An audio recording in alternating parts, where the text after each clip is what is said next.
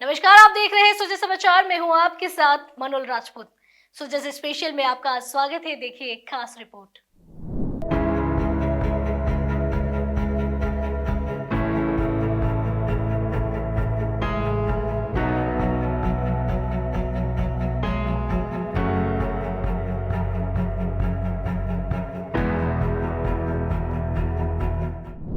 मुख्यमंत्री श्री भजनलाल शर्मा हमेशा की तरह एक बार फिर आमजन के बीच उसी सादगी के साथ नजर आए।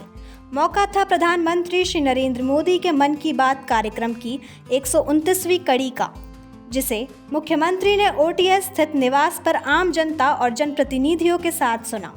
वर्ष 2025 की इस अंतिम कड़ी में जहां प्रधानमंत्री ने देश की युवा शक्ति और उपलब्धियों का गौरवगान किया, वहीं मुख्यमंत्री श्री भजनलाल शर्मा ने इसे राजस्थान की प्रगति के लिए एक नई ऊर्जा का संचार बताया।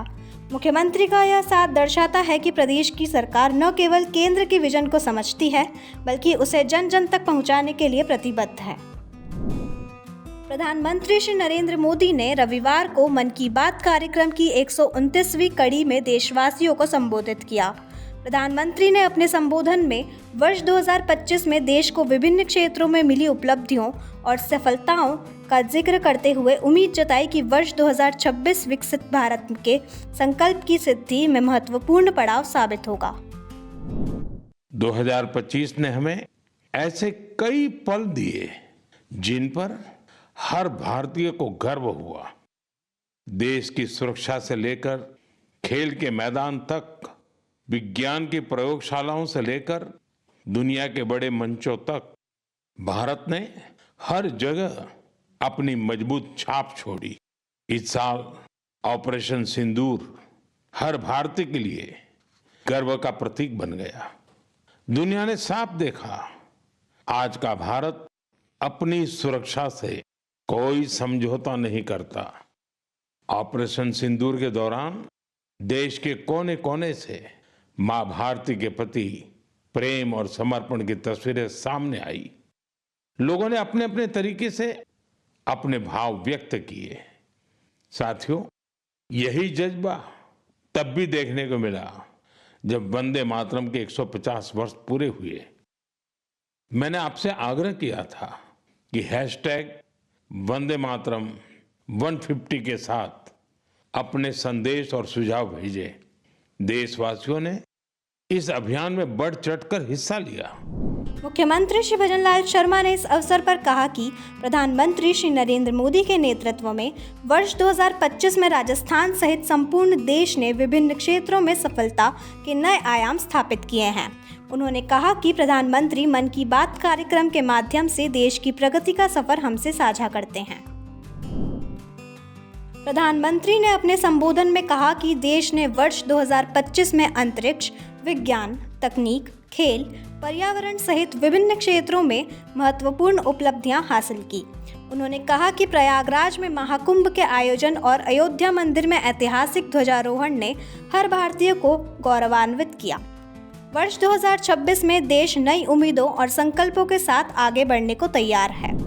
साथियों, 2025 खेल के लिहाज से भी एक यादगार साल रहा। हमारी पुरुष क्रिकेट टीम ने आईसीसी चैंपियंस ट्रॉफी जीती। महिला क्रिकेट टीम ने पहली बार विश्व कप अपने नाम किया।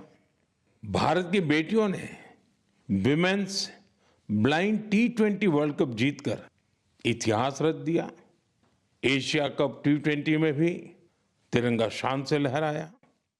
पैरा एथलीटों ने विश्व चैंपियनशिप में कई पदक जीतकर ये साबित किया कि कोई बाधा हौसलों को नहीं रोक सकती। विज्ञान और अंतरिक्ष क्षेत्र में भी भारत ने बड़ी छलांग लगाई। शुभांशु शुक्ला पहले भारतीय बने जो इंटरनेशनल स्पेस स्टेशन तक पहुंचे। पर्यावरण संरक्षण और वन्य जीवों की सुरक्षा से जुड़े कई प्रयास भी 2025 की पहचान बने। भारत में चीतों की संख्या भी अब 30 से ज्यादा हो गई है। 2025 में आस्था, संस्कृति और भारत की अद्वितीय विरासत सब एक साथ दिखाई दी। साल के शुरुआत में प्रयागराज महाकुंभ के आयोजन ने पूरी दुनिया को चकित किया। साल के अंत में अयोध्या में राम मंदिर पर ध्वजारोहण के कार्यक्रम ने हर भारतीय को गर्व से भर दिया। स्वदेशी को लेकर भी लोगों का उत्साह खूब दिखाई दिया। लोग वही सामान खरीद रहे हैं जिसमें किसी भारतीय का पसीना लगा हो और जिसमें भारत की मिट्टी की सुगंध हो। आज हम गर्व से कह सकते हैं 2025 ने भारत को और अधिक आत्मविश्वास दिया है। हमारी युवा शक्ति के कारण पूरी दुनिया को भारत से बहुत आशाएं हैं। युवा अपनी मेहनत, लगन और रचनात्मक सुझावों से राष्ट्र निर्माण में महत्वपूर्ण योगदान दे रहे हैं। उन्होंने कहा कि अगले वर्ष स्वामी विवेकानंद की जयंती पर विकसित भारत यंग लीडर्स डायलॉग 2026 का आयोजन किया जाएगा, जो युवाओं के लिए अपने सुझाव साझा करने का महत्वपूर्ण मंच होगा। अब देश 2026 में नई उम्मीदों, नए संकल्पों के साथ आगे बढ़ने को तैयार है।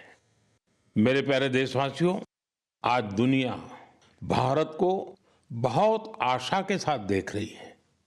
भारत से उम्मीद की सबसे बड़ी वजह है हमारी युवा शक्ति। विज्ञान के क्षेत्र में हमारी उपलब्धियां, नए नए इनोवेशन, टेक्नोलॉजी का विस्तार, इनसे दुनिया भर के देश बहुत प्रभावित हैं। साथियों, भारत के युवाओं में हमेशा कुछ नया करने का जुनून है और वो उतने ही जागरूक भी हैं। मेरे युवा साथी कई बार मुझसे ये पूछते हैं कि नेशन बिल्डिंग में वो अपना योगदान और कैसे बढ़ाएं, वो कैसे अपने आइडिया शेयर कर सकते हैं। कई साथी पूछते हैं कि मेरे सामने वो अपने आइडियाज का प्रेजेंटेशन कैसे दे सकते हैं।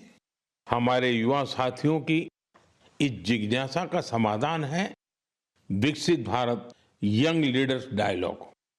पिछले साल इसका पहला एडिशन हुआ था। अब कुछ दिन बाद उसका दूसरा एडिशन होने वाला है। अगले महीने की 12 तारीख को स्वामी विवेकानंद जी की जयंती के अवसर पर राष्ट्रीय युवा दिवस मनाया जाएगा। इसी दिन यंग लीडर्स डायलॉग का भी आयोजन होगा और मैं भी इसमें जरूर शामिल होऊंगा। इसमें हमारे युवा इनोवेशन, फिटनेस, स्टार्टअप और एग्रीकल्चर जैसे महत्वपूर्ण विषयों पर अपने आइडियाज शेयर करेंगे। कार्यक्रम के समापन पर मुख्यमंत्री श्री भजनलाल शर्मा ने कहा कि यह कार्यक्रम देश की उपलब्धियों पर गर्व करने का अवसर है, जो हमें निरंतर आगे बढ़ने की प्रेरणा देता है।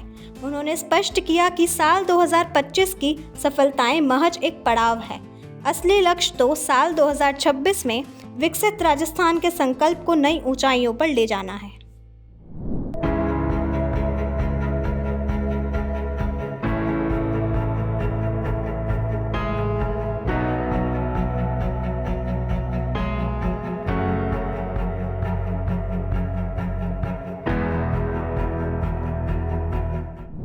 इसी तरह की और खास रिपोर्ट्स के लिए देखते रहिए सुजा समाचार। आपसे फिर मुलाकात होगी एक और नए मुद्दे के साथ। तब तक के लिए नमस्कार।